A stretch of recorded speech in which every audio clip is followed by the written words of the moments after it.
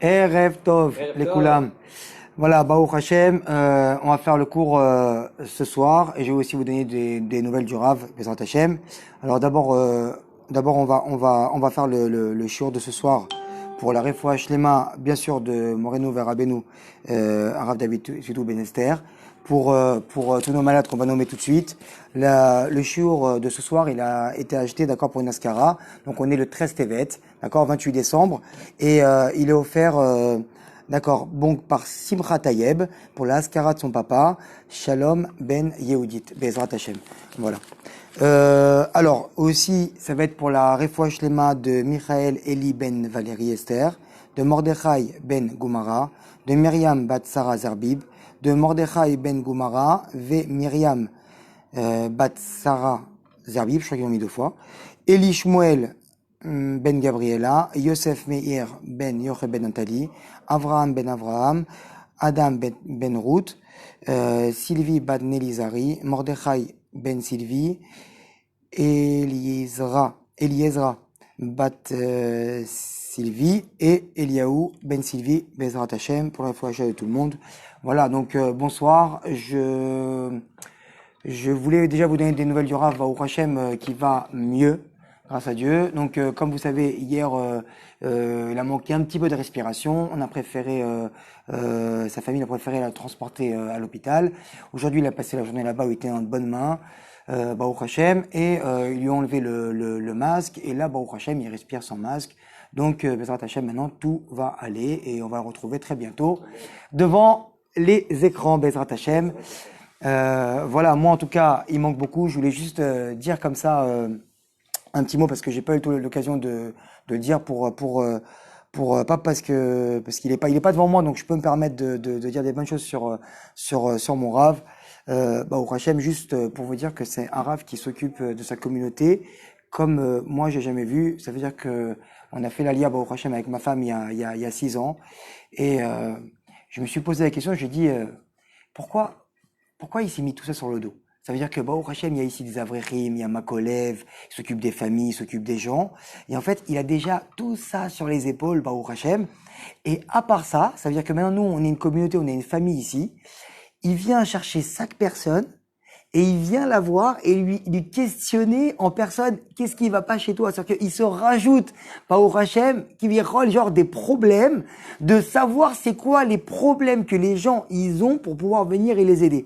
Ça soit des problèmes d'argent, ça soit des problèmes de shalom bayit, ça soit des problèmes de fatigue, de hatzvou, de n'importe, de santé, de n'importe quel. Il y a toujours, on sait que le Rav, il a toujours été là pour nous, et c'est pour ça que, Baruch Hashem, que aujourd'hui tout le monde est là pour lui, et que je vois que tous ces gens-là qui sont mobilisés, grâce à Dieu, pour venir en aide au Rav.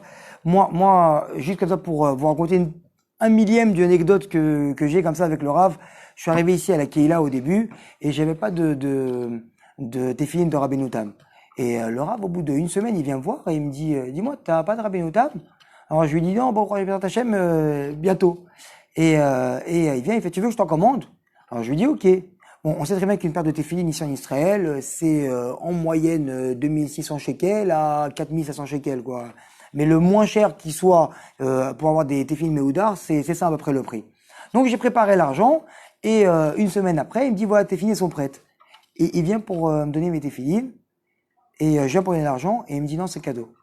Et je lui dis la vérité, c'est pas parce que c'est pas l'argent, c'est que il prend le potentiel de chaque personne et il vient le remonter à un niveau en fait que on se sent limite gêné d'être autour de lui.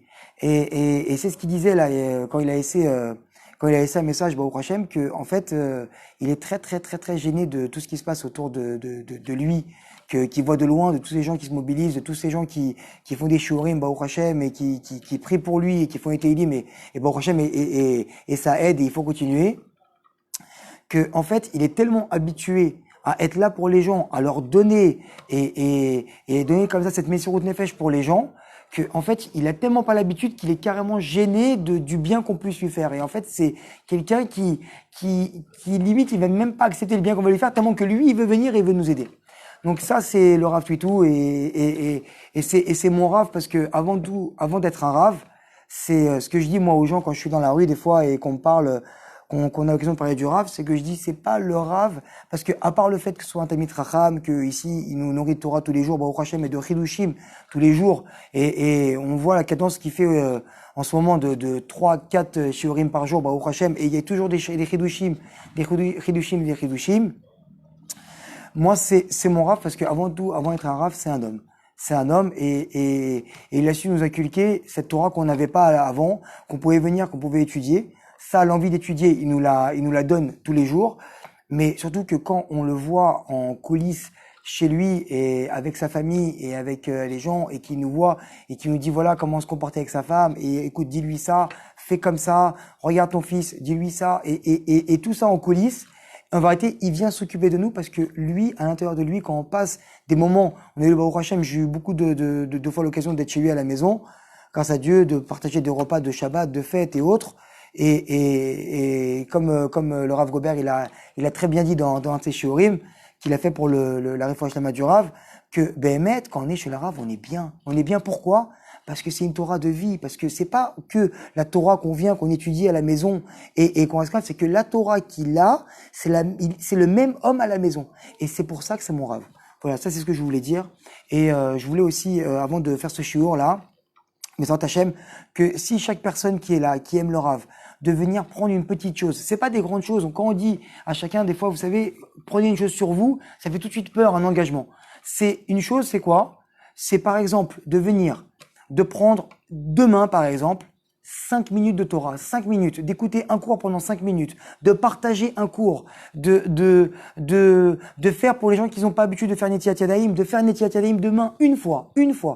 Ou encore ceux qui viennent et malheureusement qui sont pas encore chômeurs Shabbat et qui peuvent pas parce qu'ils fument Shabbat, alors de enlever une cigarette, une seule, d'enlever une cigarette et de au moins de pas la fumer et que toutes ces choses-là qu'on puisse le faire, Bezrat Hashem qu'on le fasse pour la Refouach Shlema du Rav, d'accord, de Rabbi David Ben Esther Berthe et de tout le Ham Israël, Bezrat Hashem, qu'on sorte de ce matzav-là, et de prendre une petite chose, de venir, de pas répondre à sa femme une fois dans la journée, ou encore d'être mévater sur une chose. Par exemple, alors on dit la première chose qui va se présenter à moi, je vais être mévater, et celle-là, j'ai dédié sur Rav Toutou pour sa Refouach Shlema. Bezrat Hashem. Alors si chacun il peut prendre une fois, une chose, d'accord, ça fera beaucoup de bien dans le ciel, et ça pourra nous rapporter beaucoup de bien à nous aussi, Bezrat Hashem. Voilà, donc on va commencer Bezrat Hashem ce soir, le shiur. Vu que le Rav est un spécialiste des Shalom Bayit, vous savez que tous les jours ici au bureau, il reçoit 1, 2, 3, des fois 4, 5 couples par jour qui ont des problèmes de Shalom Bayit et qui, Baruch Hashem, pour la plupart des cas, s'arrangent. Alors j'ai décidé de faire un cours sur les Gilgulim et sur les femmes qu'avaient nos patriarches, Bezrat Hashem. Et donc vous allez voir, on va commencer, vous allez voir un peu où je vais en venir. Alors on voit comme ça que Yaakov, il a épousé 2 femmes, d'accord? Ce qui est un peu étonnant comme ça par rapport aujourd'hui, on a le droit d'épouser une femme, d'accord? Et il a épousé, comme vous savez très bien, Rachel et Léa. Avraham Avinu aussi, lui, il a épousé 2 femmes. Vous savez très bien qu'il avait Sarah et il a épousé Agar. Moshe Rabbeinu, bizarrement, pour ceux qui ne le savent pas, il avait aussi 2 femmes. Il avait Tzipora qui était sa femme, mais avant, il a épousé la reine de Couche. Et on sait aussi que quoi? Que ces tzadikim-là ont, entre guillemets, rejeté leur femme. C'est-à-dire quoi? Rejeté leur femme. Yaakov, il a un peu mis de côté Léa. Avraham Avinu, il a un peu mis de côté Agar. Et Moshe Rabbeinu, il a un peu mis de côté la reine de Couche. On se demande comment c'est possible. Quoi, ces tzadikim-là, ils sont venus, ils ont épousé 2 femmes, ils en ont mis une de côté. Alors quoi, pour comprendre un peu ça, on va creuser un peu et on va aller dans la parashat Bereshit et on va partir au commencement du commencement. On voit que Hachem, il a formé Adam Arishon, très bien, et il a formé Chava. Chava, d'où il a formé? On sait très bien qu'il a pris de la côte, comme tu me dis, Youssef.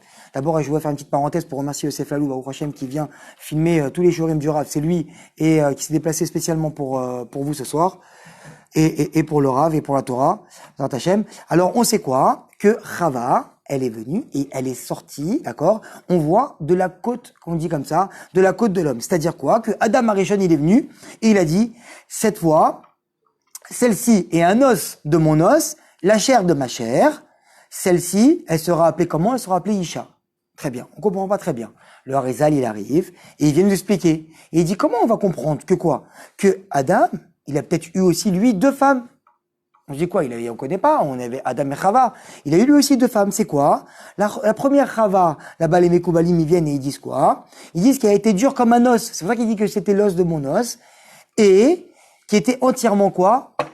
Dure comme un os. Elle était rigueur et digne. Très bien. Et la seconde Chava, comment elle était? Elle était tendre comme de la chair. Très bien. Et, d'accord, où le din, là-bas, chez elle, il était radouci. Et c'est celle qui sera appelée, donc vraiment, elle, Chava. Très bien.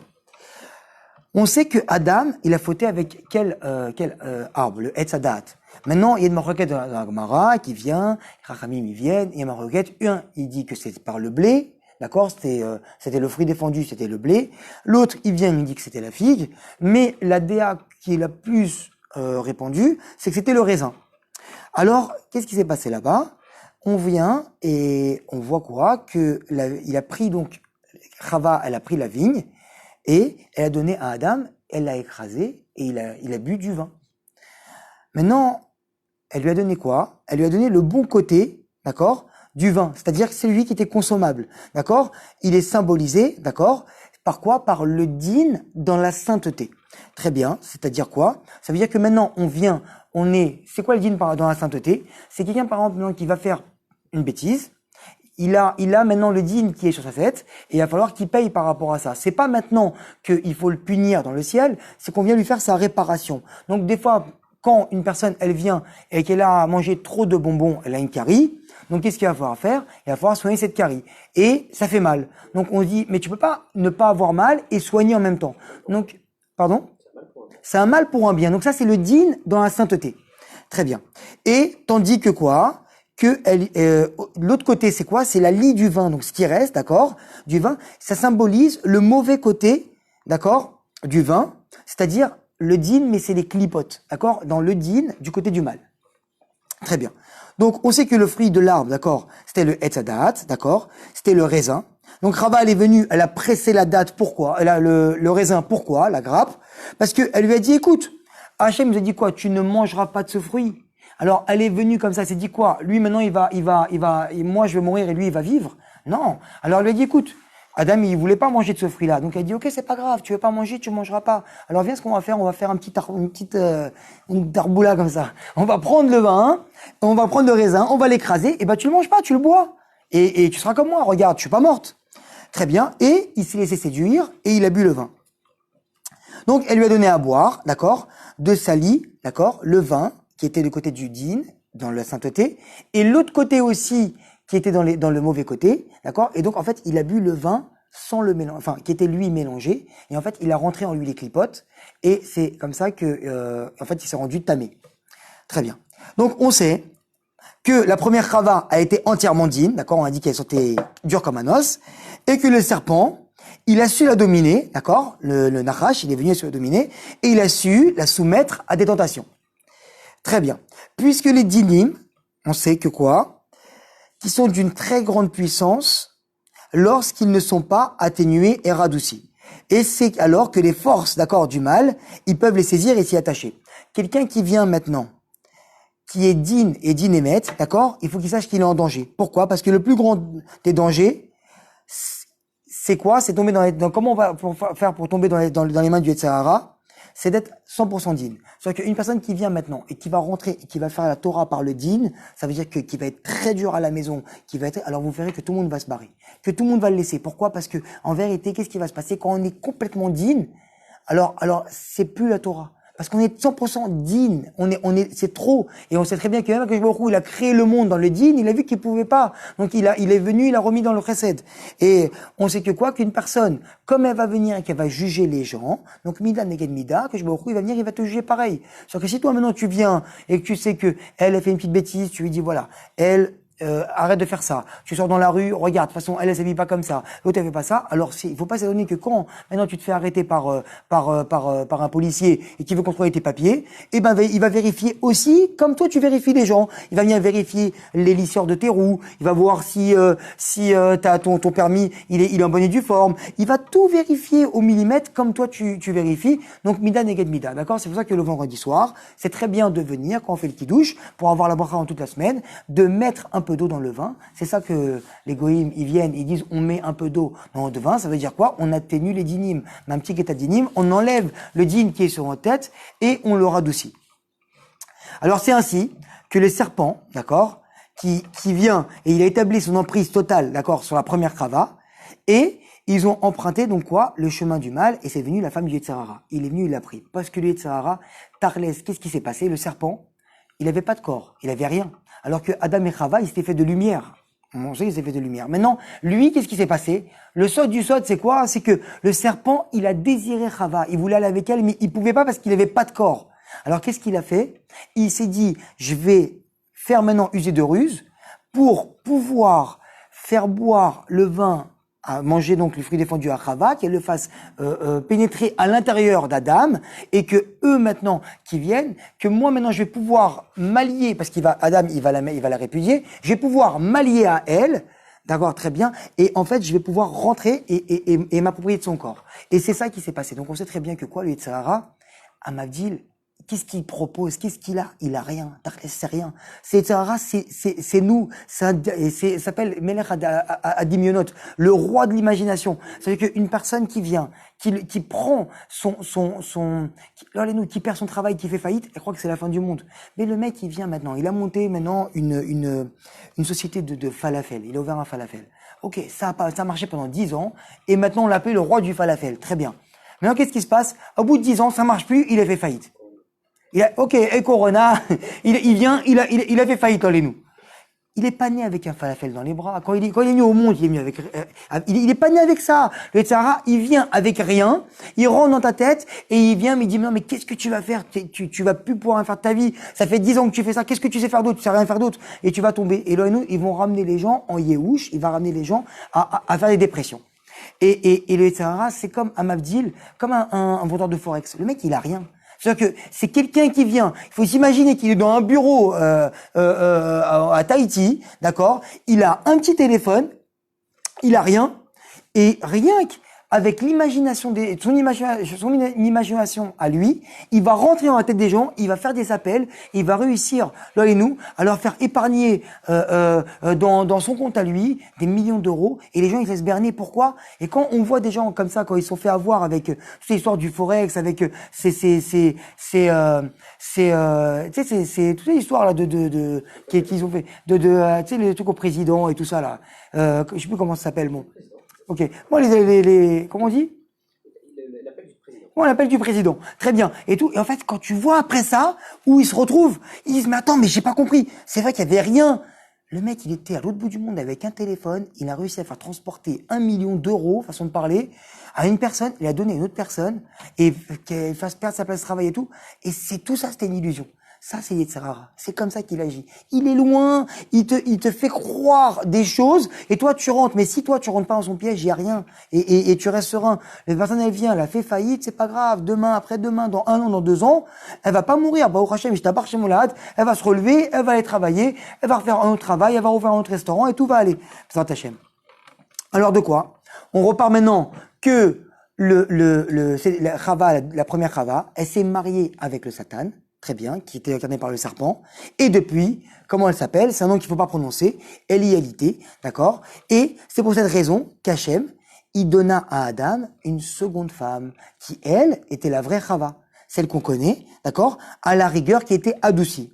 Mais cependant, à cause de la faute originelle, Adam, il a dû revenir en Gilgoul pour procéder à la réparation de la première Chava. Parce qu'en vérité, quand Akadosh Baruch Hu, il vient, et qu'une personne, elle se marie avec une autre personne, quoi qu'il arrive, si 2 personnes y sont ensemble, c'est que ils ont quelque chose à avoir ensemble, ils ont une réparation à faire ensemble. C'est-à-dire qu'une personne qui vient pour n'importe quel motif qui divorce, c'est que une des 2 personnes n'a pas fait son travail. Ça veut dire que dans le couple, quand des gens, ils viennent, à part quand c'est Sahara qui vient et qui renie les couples, Akadosh Baruch Hu, mais avec Zivugim, ça veut dire qu'il renie des couples. Et que quand il prend qu'une femme, elle se marie avec un mari, c'est qu'ils ont un travail à faire ensemble et qu'il n'y a pas d'hasard. C'est-à-dire que maintenant, une personne qui vient et qui amenée à divorcer avec une autre personne, là et nous, c'est qu'il y a au moins une des deux qui n'a pas fait son travail comme il fallait. Ça veut dire qu'il n'a pas travaillé ses midotes, qui n'a pas respecté l'autre personne, et là. Non, c'est pas un cours sur le Shalom Bayit, mais juste pour vous dire que quoi? Que le potentiel que Adam Arishon, il aurait pu avoir avec la première Chava, et ben, en fait, le fait qu'il l'a répudié, et ben, Akadosh Baruch Hu, il lui a ramené une autre Chava qui était adoucie, d'un niveau moindre, mais maintenant, Adam Arishon, il a une réparation à faire. Parce qu'il n'a pas pu se réparer avec la première Chava, qui était trop dur pour lui. C'est-à-dire que le challenge était trop haut. C'est qu'une personne, maintenant, tu viens, tu lui dis, écoute, il va falloir jeûner pendant 3 jours, façon de parler. Alors, qu'est-ce qu'il va faire? C'est qu'il va dire, ah non, moi, je peux pas. Donc, ok, jeûne un jour, mais par contre, tu vas donner la tzedaka. Il doit réparer le fait qu'il n'a pas pu surmonter l'épreuve avec la première femme. Oui. Et donc, il va réparer l'épreuve, et donc l'épreuve de Chava qui vient. Non, on va voir comment. Donc, il faut tout d'abord réincarner en qui? En Abraham. Abraham Avinu, patriarche, qui a épousé lui aussi. Alors, on en comprend toute l'histoire, on a compris maintenant. Sarah, qui était sa femme, et Agar, qui était qui? Agar qui incarnait la première Chava. Très bien. Et c'est ainsi qu'Abraham, il a commencé le tikkun. Ensuite, Yitzhak, il est arrivé, il a épousé Rivka.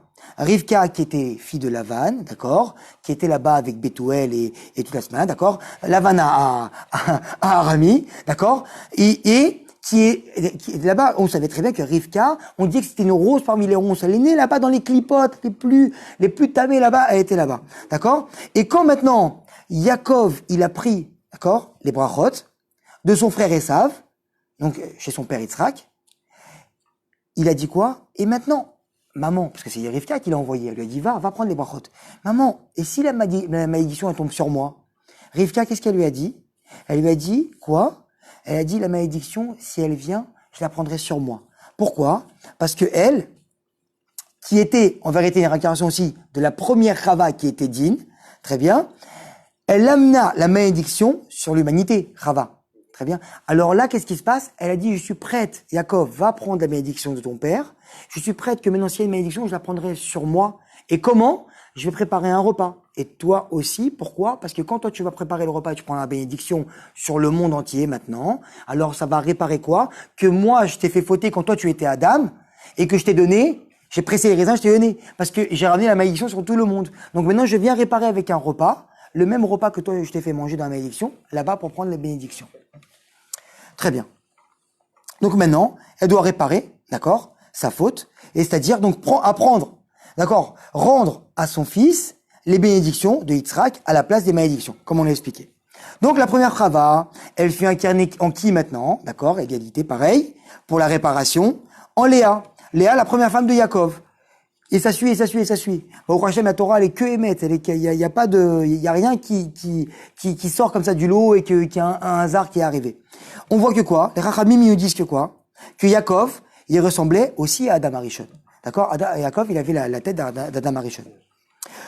Selon le Harizal, Yaakov, il était le Gilgoul d'Adam Arishon, comme on vient de spécifier, qui a donc épousé 2 femmes, qui correspondaient à qui? À Léa, la première Chava, donc on revient pareil, et à Rachel, la deuxième Chava, qui, elle, était de chair, qui était plus tendre.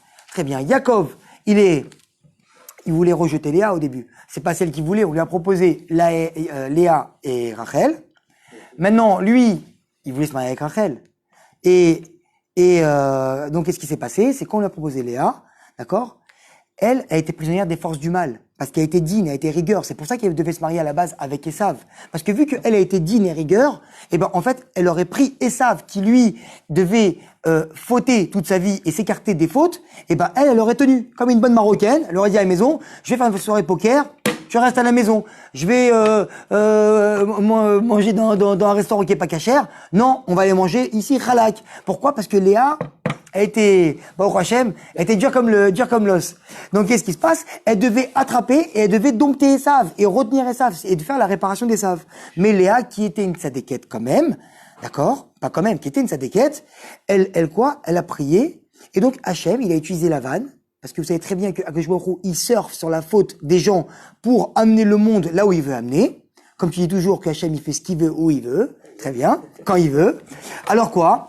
Hachem, il a utilisé Lavan et sa ruse afin de faire épouser Léa à Yaakov et afin qu'elle soit réparée, et il a ramené du côté du bien. D'accord. Et c'est avec cette union-là que Yaakov, d'accord, il a pu s'extraire de la clipa grâce à ses prières. Non, excusez-moi, que c'est grâce à cette union, d'accord, avec Yaakov, que Léa, grâce à la prière, elle a pu s'extraire de la clipa qu'elle était, et maintenant, elle s'est mariée donc avec Yaakov, comme vous savez très bien, que Yaakov, il a pris Léa à la place de Rachel au début, et il a eu Rachel après. D'accord? Donc en fait, il est venu faire la réparation de Elialité, qui était inclus aussi dans Léa, une partie d'elle, et qui, elle, au début, était destinée à Esav. Très bien. C'est bon, ça suit jusque-là ou... Bon, au prochain. Très bien. Mais cependant, Léa, elle n'était pas complètement réparée. Parce qu'en vérité, sa réparation 100%, c'était que elle se répare avec Esav. Mais vu qu'elle a choisi de partir avec le tzaddik et que Hachem, il a écouté ses prières et qu'il a pris là-bas, Yaakov, il a réparé Rachel et il devait se réparer donc lui-même et il devait réparer Léa. Mais en vérité, Léa, elle n'était pas complètement réparée. Donc, qu'est-ce qui s'est passé? Elle a eu Léa après Shvatim, elle a eu une fille qui s'appelait comment? Dina, qui sortait encore. Elle a extirpé le din qui restait en elle, qu'elle n'a pas pu réparer, chez sa fille Dina. Et donc quoi? Qui détenait donc une partie de la rigueur. Donc Dina, qui était la réparation ultime et finale, la seule faute qu'elle a fait, c'est quoi? C'est qu'elle est partie se promener dans les rues de Shrem. Et donc malheureusement, elle s'est fait violer, comme c'est marqué là-bas dans la Torah, que quoi? Que par Shrem, le fils de Hamor, Achivi, qui, comme son nom, d'accord, il indique, il incarnait le serpent du temps d'Adam Arishon. Donc on repart à l'envers. Ça veut dire quoi? Que Dina, elle devait être réparée, finir la réparation, sortir être la dernière du din, d'accord, et finir la réparation de Léa. Mais en fait, qu'est-ce qui s'est passé? Shrem ben Hamor, il est venu, il l'a violée, il est parti avec elle, et lui, il a incarné le serpent, et en fait, et on est reparti à zéro, qui virole. Donc, il l'a rendu impur à nouveau, et il fallait donc réitérer la réparation de la faute originelle. Alors maintenant, on voit qu'en Égypte, autre épisode qui se concorde très très bien avec ça, les Hébreux, ils étaient en esclavage, Moshe, il était donc chez Paro, il s'enfuit d'Égypte, et ça c'était dans les Midrashim, donc ça c'est pas marqué dans la Torah Tachles, mais c'est dans les Midrashim, celui qui connaît pas ça, alors Baruch Hashem, il faut... on va l'apprendre maintenant ensemble. Alors quoi? Moshe, il s'enfuit d'Égypte et il arrive dans le camp de Koukounos. Et il fut nommé conseiller du roi, bien sûr, Moshe Rabbeinu qui arrive, tzaddik des tzaddik, il fut nommé directement conseiller du roi. 9 ans après, le roi, il attrape le corona, non, il attrape une maladie, et 9 ans après, le roi, il meurt. Moshe devient le roi de Couche, il se marie avec l'ancienne femme du roi, et Moshe, il planta une épée entre lui et la reine et ne l'a jamais touchée pendant 40 ans. Ah, la petite coûte. Nous, des fois, ta femme, elle vient, elle est nida, elle retarde sa nida pendant 2 semaines, 3 semaines, 1 mois, 1 mois et demi, 2 mois. Tu te dis, wow, qu'est-ce qui se passe? 40 ans, Moshe est marié avec une reine et il ne l'a jamais touchée. Pourquoi? Parce qu'il savait très bien, Beruach HaKodesh, qu'elle incarnait la première Chava, et qu'il a effectué donc une partie de la réparation, il a réparé maintenant, d'accord? Parce que par cette union-là, il s'est marié avec elle, mais il n'a pas été avec elle, donc il a réparé une partie de la faute originelle, mais donc il l'a jamais touchée, et donc parce qu'elle était entièrement rigueur. Si maintenant il avait été avec elle, il se serait encore mis, lui, de la rigueur à l'intérieur de lui. Très bien. Quelques générations plus tard, on voit qu'il y a, dans l'épisode là-bas de Ruth, Malchon et Kilion, d'accord, ils épousèrent 2 femmes, Orpa et Ruth. D'accord, Orpa, elle représentait la première Chava, d'accord, réincarnée en Léa, et maintenant qui est passée chez Orpa, très bien, et Ruth, la deuxième Chava, réincarnée en Rachel. Donc, on sait très bien que la vraie femme, d'accord, qui était mariée avec Boaz et tout ça, donc c'était Ruth, et Orpa, qui était donc sa sœur, donc le Harizal, il nous explique que quoi? Que Orpa, elle était du côté de la Klippa, et quoi? Et elle aurait pu, d'accord, s'en extirper si elle était restée avec Naomi là-bas et qu'elle avait joué le rôle, mais quoi? Et revient du côté de la Kdusha, mais elle voulait pas. Qu'est-ce qui s'est passé? Elle s'est laissée tenter, d'accord? Et elle est retournée donc vers sa famille, et donc vers sa mère là-bas, et donc du côté de la Klippa. Très bien.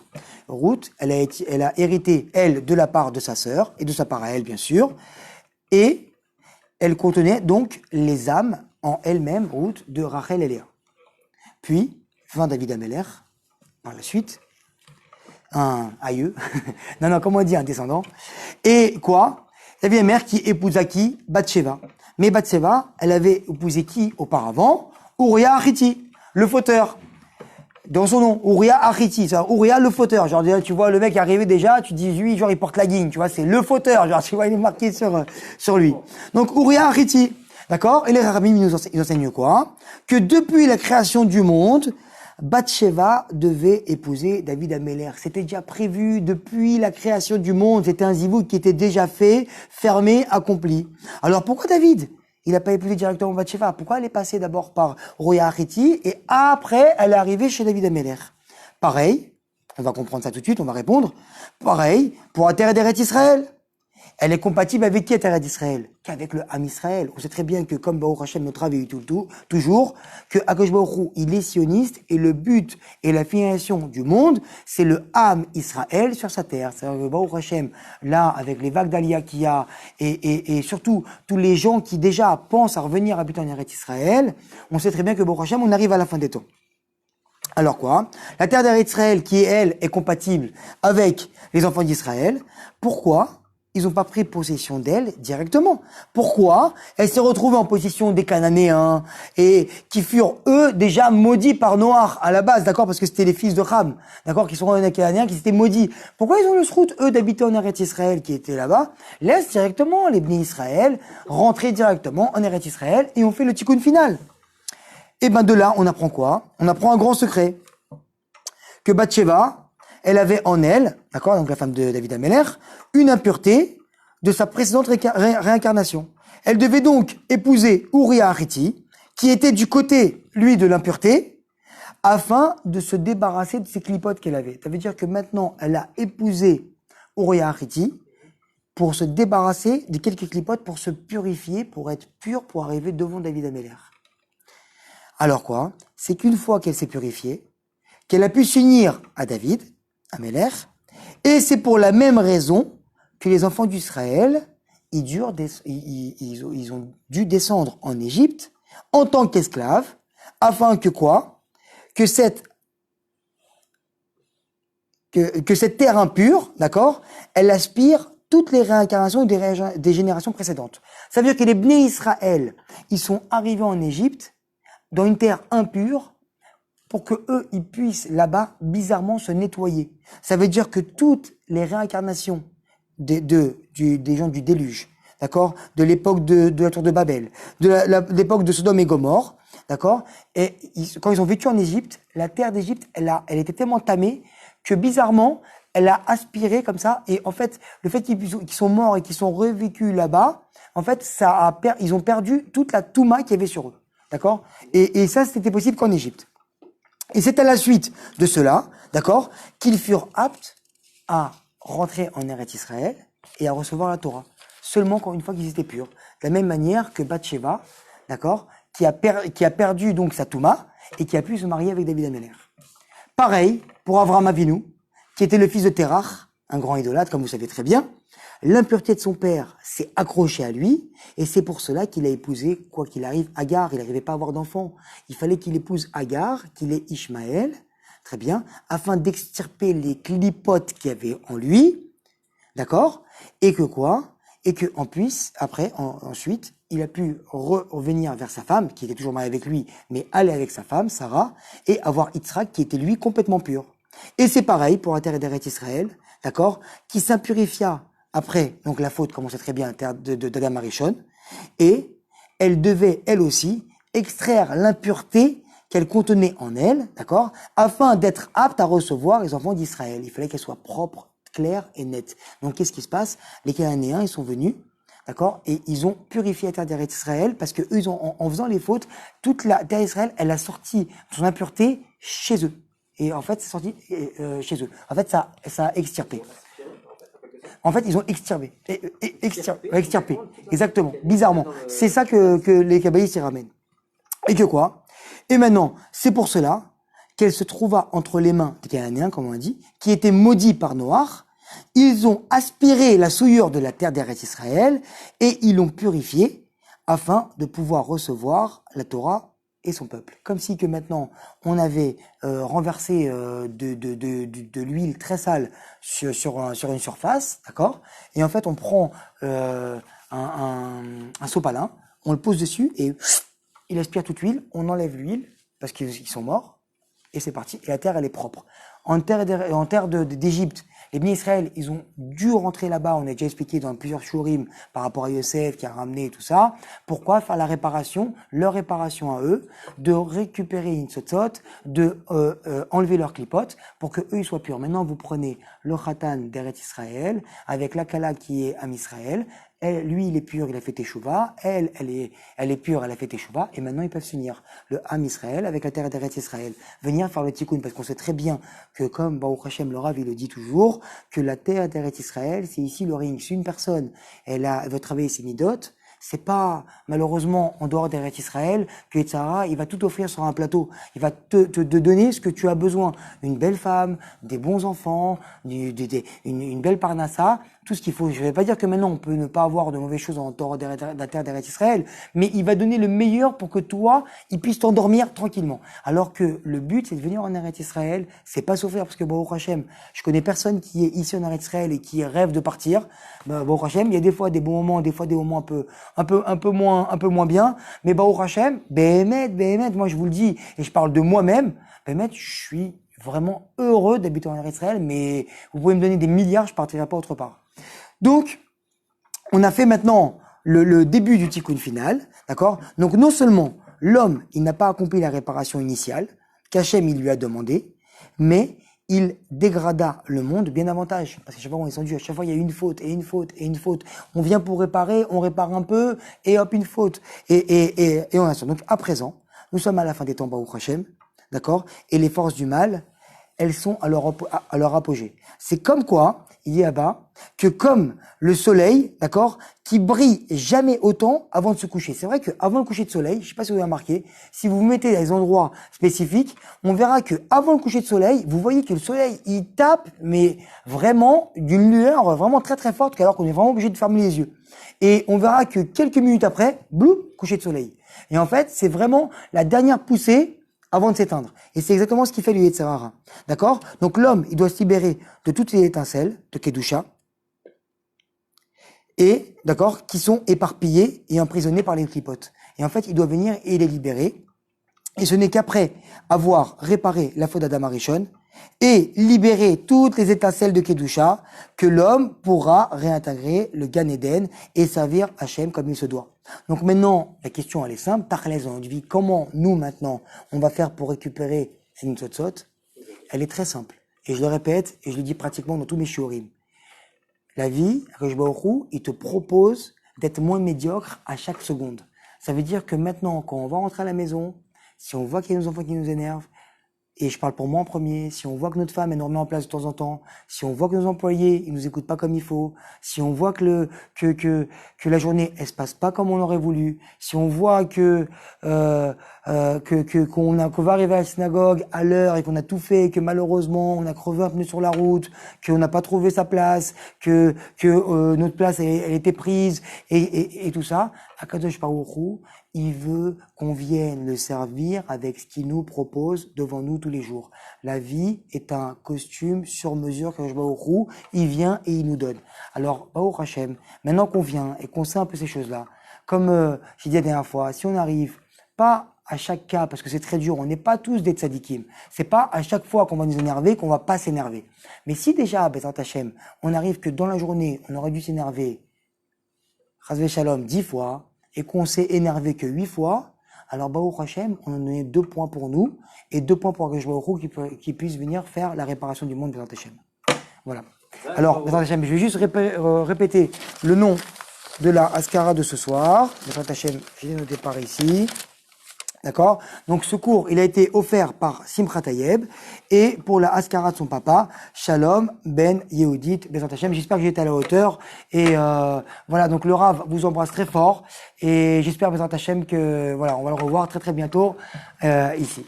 Voilà.